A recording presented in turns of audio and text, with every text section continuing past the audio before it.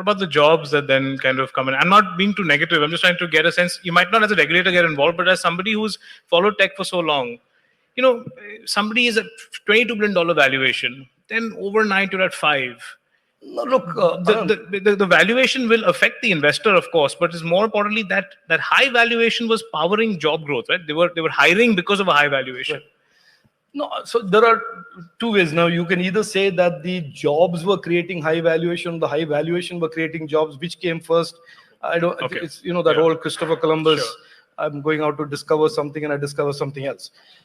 I think. Look, if you see layoffs in the tech space post-COVID, it has happened to Google, it has happened to Microsoft, it has happened to Meta, it has happened to the biggest and the smartest and the greatest, and then the small startups as well. Everybody coming out of COVID thought that that digital boom and the digitization boom and the expansion will be a permanent phenomenon. Everybody thought work from home would be a permanent thing.